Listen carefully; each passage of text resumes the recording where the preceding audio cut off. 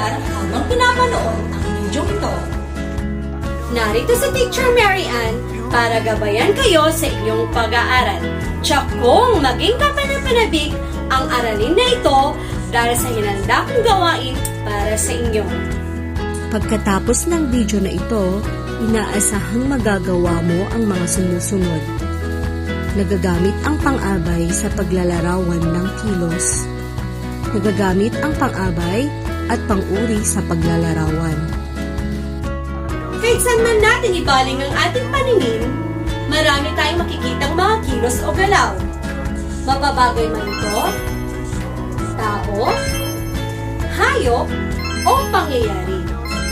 Pero mas lalo pa nating madarama ang mga kilos na ito kung alam natin kung paano ito naganap, nagaganap, o magaganap. Paano kaya mailalarawan ang kilos na nagaganap? Ano kayang mga salita ang maaari nating gamitin upang mailarawan ang isang kilos? Tara, sabay-sabay nating alamin. Mga bata, manood at makinig mabuti sa kwentong ipapamahagi ko para sa inyo.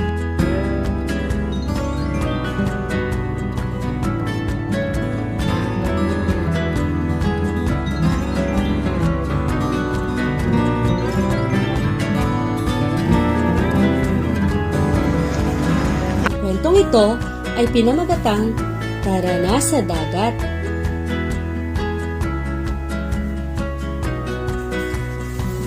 Noong bakasyon, namasyal ang pamilya Buena sa dagat.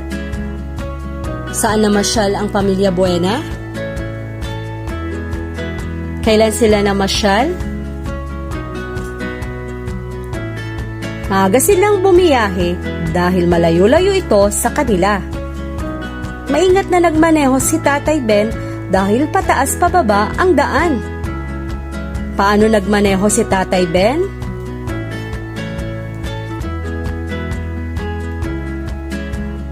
Pagdating nila, ang dami ng naliligong bata.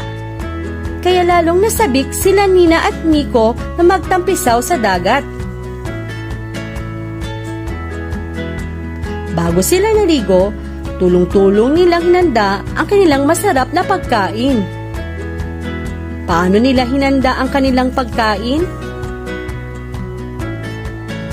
Pagkapananghali, lumusong ang magkapatid, bitbit ang kanilang mga salbabida. Sa kanila sinakyan ang mga ito. Ang sarap maligo! Ang linis at napakalinaw ng tubig! Tuwang-tuwa na sambit ng ni Rina. Kailan lumusong ang magkapatid? Saan sila sumakay? Masaya silang naligo sa dagat, kasama pa ang iba pang mga bata na mahusay lumangoy. Paano lumangoy ang mga bata? Nang mapagod, umahon muna sila at naglaro ng buhangin sa dalampasigan. Ulo ko na lang nakikita! Tumatawang sambit ni Miko. Ganda mo ang kulay ng larawan, kuya! Saan sila naglaro ng buhangin? Samantala, ang kanilang nanay at tatay ay namasyal sa isla kinahapunan. Saan sila namasyal? Kailan sila namasyal? Muwing masayang-masaya ang mag-anak. Nakarating sila sa tahanan ng ligtas at matiwasay. Paano nakarating sa tahanan ang mag-anak? Isang napakasayang karanasan. Masarap talagang mamasyal kasama ang buong pamilya. Tara na sa dagat! Ang pang-abay ay isang bahagi ng pananalita na naglalarawan at nagbibigay turing sa pandiwa, pang-uri, at maging sa kapwa nito pang-abay. Ba't ibang uri ng pang-abay? Ngunit ang pag-aaralan natin ngayon ay ang pang-abay na naglalarawan. Mga uri ng pang-abay.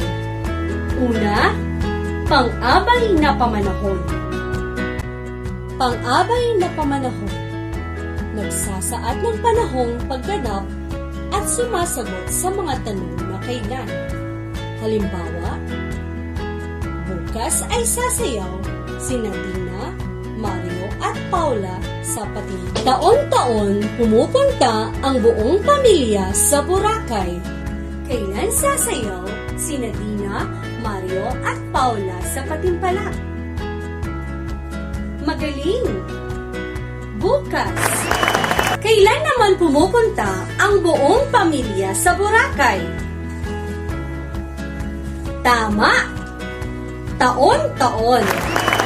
Ang mga salitang bukas, taon-taon, ay mga halimbawa ng pang-abay na pamanahon.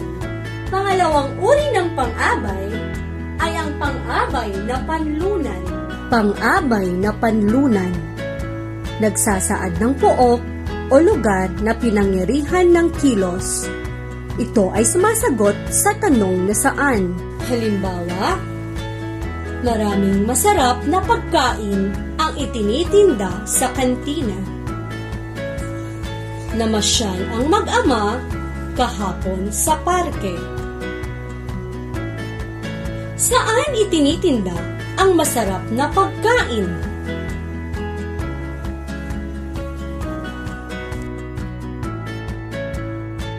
Ang pariralang sa kantina at sa parke ay mga halimbawa ng pang-abay na panlunan. Ang pangatlong uri ng pang-abay ay ang pang-abay na pamaraan. Pang-abay na pamaraan, nagsasaad kung paano ginawa ang kilos na isinasaad ng pandiwa. Sumasagot sa tanong na paano. Halimbawa, umiiyak ng palihim ang ama. Patagilid kung matulog si kuya. Paano umiyak ang ama? Magaling! Palihim! Paano naman matulog si kuya? Tama! Patagilid! Ang mga salitang palihim at patagilid ay mga halimbawa ng pang-abay na pamaraan. Narito ang iba pang halimbawa ng pang-abay na pamaraan.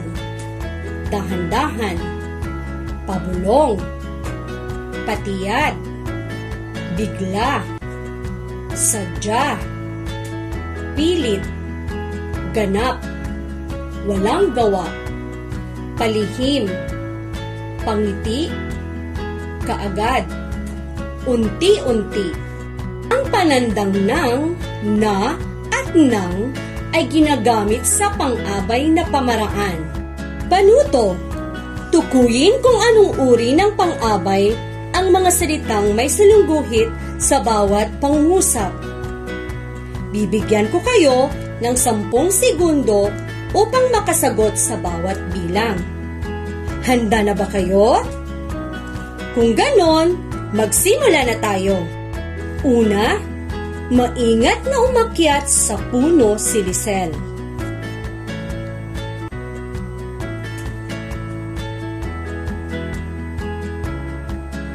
Kung ang sagot mo ay pang-abay na pamaraan, magaling! Pangalawa, kanina pa naghihintay ang guro ng grade 5 Mabini.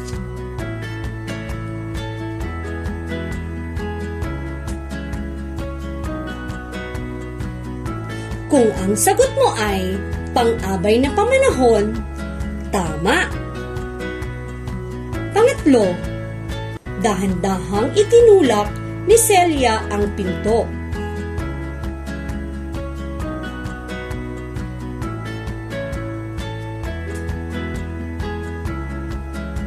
Kung ang sagot mo ay pang-abay na pamaraan, magaling.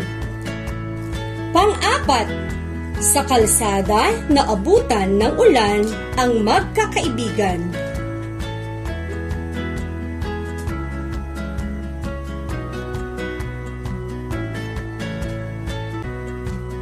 Kung ang sagot mo ay pang-abay na panlunan, tama. Panglima, biglang dumagundong ang pagkalakas-lakas na kulog.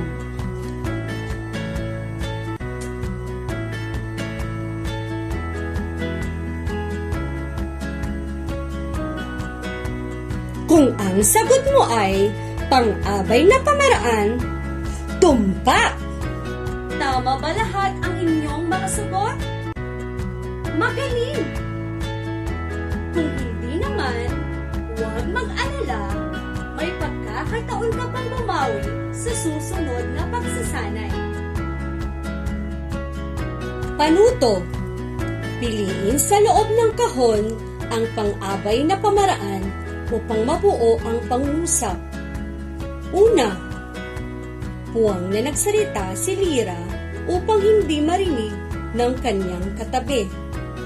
Pangalawa, puwang na kinuha ni Max ang tablet kahit pinagbawalan siya ng ina. Pangatlo, puwang maglakad ang aking kapatid kaya lagi siyang naiiwan. Pang-apat, puwang na ipinaliwanag ng guro ang aralin kaya naiintindihan ko. At ang pang-lima, puwang natutupad ko na ang aking mga pangarap.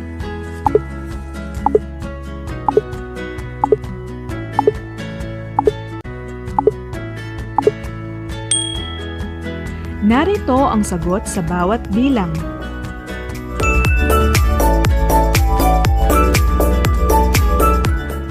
Ano-ano ang tatlong uri ng pang-abay? At dito nagtatapos ang masaya at makabuluhang pagtatalakay. Binabati kita dahil napagtagumpayan mo ang mga pagsasanay sa araling ito. Naway lahat ng iyong natutuhan ay maiwan sa iyong isipan. Muli, ako si Teacher Mary Ann. Paalam!